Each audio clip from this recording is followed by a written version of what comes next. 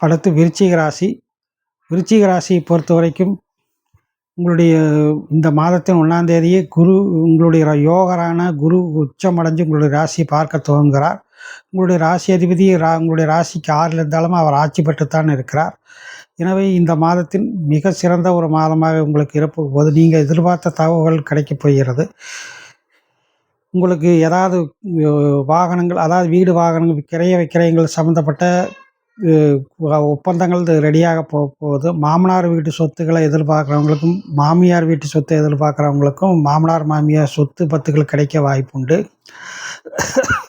மாமனார் வீட்டில் இதுவரைக்கும் இருந்த பிணக்குகள் சரியாகும். சொத்து சம்மந்தப்பட்ட எல்லச்சண்டை கொள்ளச்சண்டைகளும் இனிமேல் ஒரு பைசோலுக்கு வர்றதுக்கான வாய்ப்புகள் உண்டு. மாணவர்கள் கல்வியில் உயர்ந்த அந்தஸ்தை நிலையை பெறக்கூடிய வாய்ப்புகளும் உண்டு. சிலருக்கு திருமணம் நிச்சயம் ஏற்படுறதுக்கான வாய்ப்புகள் உண்டு. ஏற்கனவே இது நிலம் புலம் சம்மந்தப்பட்ட பிரச்சனைகள் ஏதாவது இருந்தால் அந்த பிரச்சனைகளை சமாதானமாக அவங்களே சமாதானமாக உங்களுக்கு போகிறதுக்கான சமாதானமாக போகலான்னு சொல்லி அவங்களே வரக்கூடிய வாய்ப்புகள் உண்டு.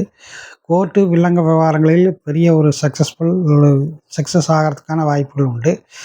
இதில் உங்களுக்கு விருச்சிக ராசியை பொறுத்த வரைக்கும் 9ஆம் இடத்தில் இந்த குரு இருக்கிற காரணத்தினால் சிலருக்கு குழந்தை பேர் உட்பட சேத்திராடன் குழந்தை பேர் உட்பட பல விதமான நற்பலன்களை வாரி வழங்க உள்ளார்.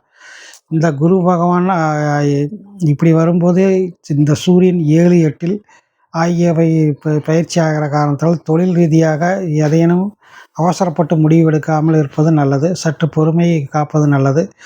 மற்றபடி வாகனங்கள் விற்பனை மூலம் வாகனம் அல்லது நிலபலன் விற்பனை மூலம் உங்களுக்கு பொருள் வரவு உண்டு.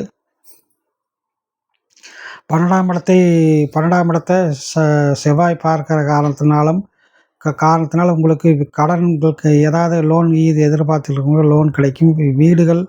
வீடு வாகனங்கள் அமைக்கிறதுக்கு கால் போடுறதுக்கு இந்த மாதம் ரொம்ப சிறப்பாகவே இருக்குது.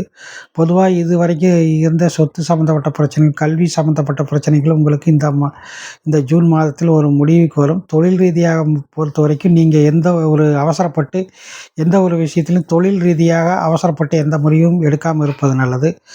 இந்த மாதத்தின் சந்திராஷ்டமம் விருச்சிக ராசிக்கு சந்திராஷ்டமம் 15, 16 தேதிகள் சந்திராஷ்டமம் ஆகும்.